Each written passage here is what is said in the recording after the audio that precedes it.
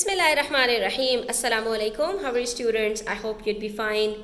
The very last page of your workbook 5B 172 question number 45. इसके अंदर end of year revision का last question है हमारे पास which is related to rhombus. यहाँ पर आपको इन्होंने एक सिनेरियो दिया है और आपसे दो एंगल्स कैलकुलेट करने को कहा है. That is एंगल M और ये एंगल N. यहाँ पर हमारे पास ये दो एंगल्स हैं, इन्हें हमें फाइंड आउट करना है. हम इनको किस तरह से फाइंड आउट कर सकते हैं? इसके अंदर हमें यहाँ पर स्टूडेंट्स प्रॉपर्टीज़ को देखना होगा. और प्रॉपर्टीज़ किसकी देखना होगा? तो इन्होंने हमें बताया हुआ है कि यहाँ पर हमारे पास रोम्बस है, तो हम पहले इसकी प्रॉपर्टीज़ को देखते हैं और फिर हमारे लिए इस क्वेश्चन को सॉल्व करना आसान हो जाएगा.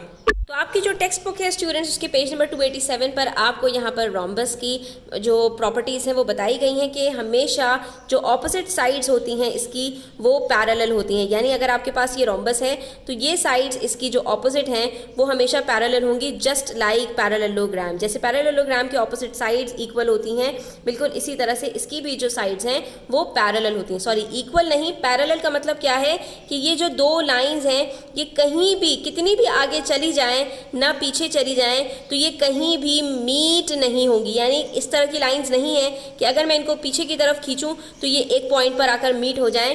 तो ऐसी लाइंस को हम कहते हैं नॉन पैरेलल. और ऐसी लाइंस जो कभी भी एक दूसरे के साथ ना मिलें इसको हम कहते हैं पैरेलल लाइंस. इसको आप याद रख सकते हैं, जो आपके पास रेलवे ट्रैक होता है ये आपके पास हमेशा पैरेलल लाइंस होती हैं कि कभी भी ये लाइंस एक दूसरे से मीट नहीं होती. तो हमारे पास जो रोम्बस है उसके अंदर हमेशा जो ऑपोजिट आपके पास लाइंस होती हैं ये पैरेलल होती हैं. ठीक है, और पैरेलल का निशान हम किससे बनाते हैं? हम एरो से बनाते हैं. तो ये एक एक एरो का मतलब क्या है कि ये दोनों लाइंस आपस में पैरेलल हैं. इसी तरह से यहाँ पर मैं दो दो एरोज बना देती हूँ, इसका मतलब है कि ये दोनों लाइंस भी आपस में पैरेलल हैं. ठीक है, उसके बाद all sides are equal in length. उसके बाद पैरेललोग्राम और रोम्बस में जो फर्क होता है वो यहीं पर आता है कि पैरेललोग्राम के अंदर जो ऑपोजिट साइड्स होती हैं सिर्फ वो इक्वल होती हैं. ठीक है, जैसे कि रेक्टेंगल के अंदर. लेकिन रोम्बस के अंदर स्क्वायर की तरह चारों साइड्स हमेशा इक्वल होंगी. यानी अगर आपको एक साइड की लेंथ बता दी जाए तो आप बाकी तीन खुद ब खुद मालूम कर सकते हैं. अगर एक 4 सेंटीमीटर की है तो बाकी तीनों भी 4 सेंटीमीटर्स की होंगी. बिल्कुल स्क्वायर की तरह इसकी प्रॉपर्टी होती है. Next we have opposite angles are equal. जैसे कि यहाँ पर ऑपोजिट साइड्स इक्वल पैरेलल होते हैं, बिल्कुल इसी तरह यहाँ पर जो ऑपोजिट एंगल्स होते हैं आपके वो हमेशा इक्वल होते हैं. यानी कि आमने सामने वाले जो एंगल्स हैं वो हमेशा बराबर होंगे. ठीक है, ये हमारे पास थर्ड प्रॉपर्टी हो गई. और चौथी प्रॉपर्टी हमारे पास ये है कि sum of each pair of angles between two parallel sides is equal to 180 degree.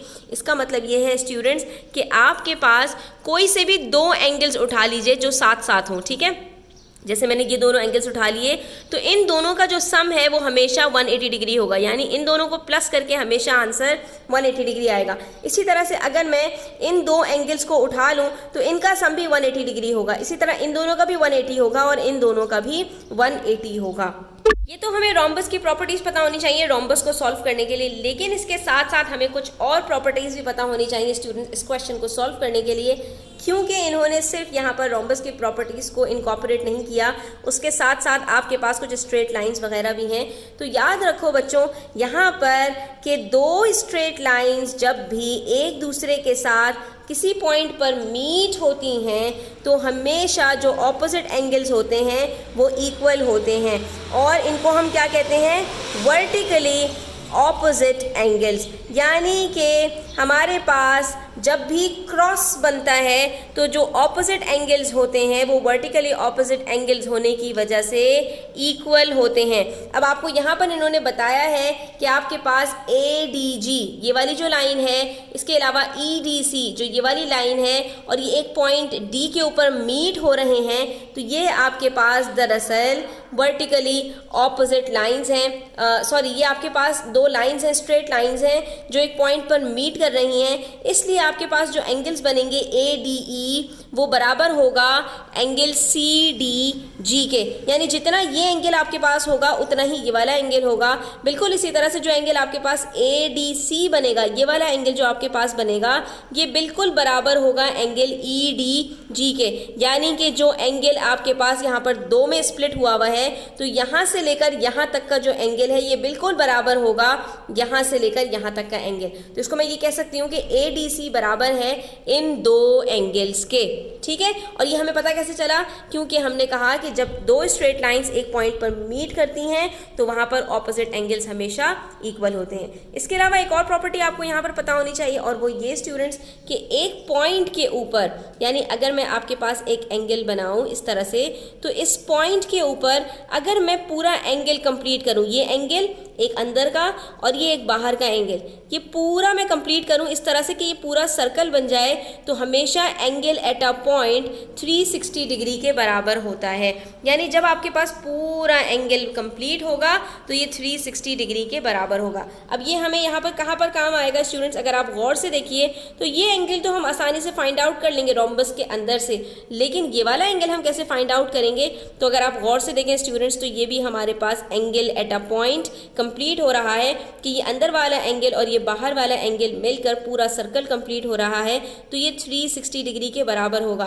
तो हमें इसकी ज़रूरत कहाँ पड़ेगी कि जब हमें ये अंदर वाला एंगल पता चल जाएगा तो हम इसको 360 डिग्री में से माइनस करेंगे और हमारे पास ये एंगल एम कैलकुलेट हो जाएगा। तो अब हमने करना क्या है, अब हमने प्रॉपर्टीज़ को जहन में लेकर आना है।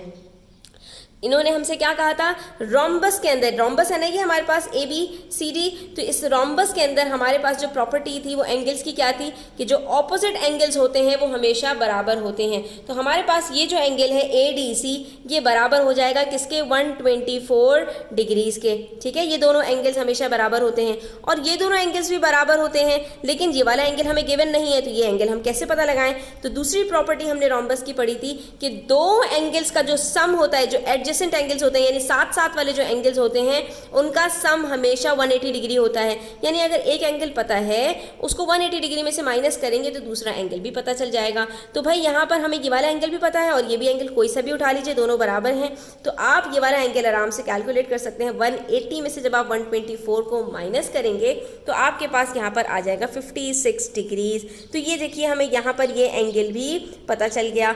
जब ये 56 डिग्रीज है स्टूडेंट्स तो ये बाहर वाला एंगल कितना होगा, सिंपल है 360 में से हम 56 डिग्रीज को माइनस करेंगे और हमारे पास यहाँ पर आंसर आ जाएगा 304 डिग्रीज। इस तरह हमें एंगल एम पता चल जाएगा। और दूसरी तरफ स्टूडेंट्स हमारे पास ये दो एंगल्स में से एक एंगल गिवन है तो दूसरा एंगल हम बड़ी आसानी से कैलकुलेट कर सकते हैं, क्योंकि इन दोनों का जो सम है वो इस एंगल के बराबर है। ये एंगल हमें पता चल चुका है, तो ये एंगल एन निकालना हमारे लिए कुछ भी मुश्किल नहीं है। 124 में से हम 59 को माइनस करेंगे तो ये हमें एंगल एन पता चल जाएगा, ठीक है। अब हमने इसकी वर्किंग्स कैसे करनी है वो भी हम देख लेते हैं। इसमें बिल्कुल परेशान होने की ज़रूरत नहीं है स्टूडेंट्स, जो अभी आपने सॉल्व किया है रोम्बस बिल्कुल इसी को आपने बस अब लिख देना है, ठीक है। नाम सब आपको गिवन है यहीं पर, आपने सिर्फ गौर से देख के इसको उतार देना है। यहाँ पर हमारे पास 4 प्रॉपर्टीज़ हमने यूज़ की हैं, उन सबको हम यहाँ पर ब्रैकेट्स में लिख देंगे, ठीक है। ये प्रॉपर्टीज़ अगर आपको याद हो जाएँ तो बहुत अच्छी बात है, लेकिन ये एक एडिशनल काम होता है। अगर आप नहीं भी लिखेंगे, सिर्फ आप ये सॉल्यूशन पेश कर देंगे तो भी इनफ होता है, लेकिन अगर आप ये लिखेंगे तो आपको एक्स्ट्रा मार्क्स मिल सकते हैं और आपका जो इंप्रेशन है वो टीचर के ऊपर बहुत अच्छा जाएगा, ठीक है। अच्छा, अब यहाँ पर हमने कहा ABCD एक रोम्बस है जिसके अंदर एंगल ABC बराबर है ADC के, तो इसलिए हमारे पास अगर ये 124 डिग्री गिवन है तो ये भी 124 डिग्री हो जाएगा। और ये कैसे पता चला हमें कि opposite angles in a rhombus are equal, ये पहली प्रॉपर्टी हमने यूज़ की, ठीक है। अब इसका हमें काम आएगा जब हम वर्टिकली ऑपोजिट एंगल्स निकालेंगे। उसके बाद हमने कहा कि एंगल ये जो BCD है हमारे पास, ये जो है हमारे पास 180 डिग्री माइनस 124 हो जाएगा, क्योंकि दो एडजेसेंट एंगल्स जो होते हैं उसका सम 180 डिग्रीज होता है। ये हमने दूसरी प्रॉपर्टी यूज़ की रोम्बस की कि sum of adjacent angles in a rhombus is equals to 180 degree, ठीक है।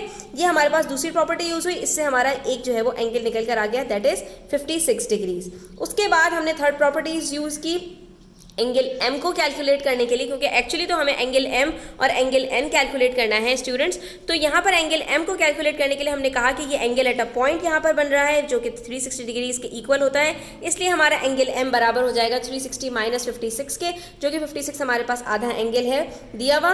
तो ये हमारे पास जो बाकी बचेगा ये एंगल M के पास आएगा पूरा का पूरा 304 डिग्रीज। उसके बाद हमारी चौथी डिग्री की बारी आती है, जो कि हमारे पास यहाँ पर सॉरी ये जो हमारे पास प्रॉपर्टीज है, तो चौथी प्रॉपर्टी हमने कौन सी यूज की है, वर्टिकली ऑपोजिट एंगल्स वाली, कि जितना ये एंगल होगा उतना ही ये वाला एंगल होगा। जब ये दोनों एंगल्स बराबर हैं और इसमें से हमें ये पूरा एंगल पता है और इसमें से आधा एंगल पता है, तो बाकी जो बचेगा वो डेफिनेटली एंगल N होगा। इसलिए हमने कहा यहाँ पर ये जो एंगल ADC है ये बराबर है EDF और FDG के। सब आपके पास लिखे हुए होते हैं स्टूडेंट्स, बस आपने आंखें खोल के इनको लेबल करना होता है। तो हमने यहाँ पर यही कहा कि भाई जरा देख लीजिए कि ADC जो है वो बराबर है इन दो एंगल्स के, लेकिन हमें इसमें से कौन कौन से एंगल्स पता है, हमें ADC पता है कि वो 124 डिग्रीज है और हमें EDF भी पता है वो 59 डिग्रीज। हमें कौन सा निकालना है, EDG। तो FDG निकालने के लिए हमने क्या करना पड़ेगा, हमने ADC में से EDF को माइनस करना पड़ेगा। ठीक है, जो हमने किया वही हमने यहाँ पर लिख दिया। आप देखकर लिख दीजिए कि ये हमारे पास 124 डिग्रीज है और ये हमारे पास 59 डिग्रीज है। हम इसमें से इसको जब माइनस करेंगे तो हमारे पास जो बाकी एंगल N है जो कि बराबर है FDG के। ठीक है, जब हम कैपिटल लेटर से लिखते हैं स्टूडेंट्स तो हमें तीनों लेटर्स लिखने पड़ते हैं, लेकिन जब हम स्मॉल लेटर से लिखते हैं तो क्योंकि वो एंगल के अंदर लिखा जाता है तो इसलिए हमें सिर्फ एक ही यहाँ पर अल्फाबेट लिखना पड़ता है, इसका कोई मसला नहीं होता। तो यहाँ पर हमारे पास आंसर आ जाएगा 65 डिग्रीज। तो आई होप स्टूडेंट्स कि आपको ये क्लियर हो गया होगा। स्टिल कोई भी क्वेश्चंस हो, क्वेरीज हो, कमेंट सेक्शन में आप पूछ सकते हैं। Thanks for watching the video till the end. Take care, अल्लाह हाफिज़।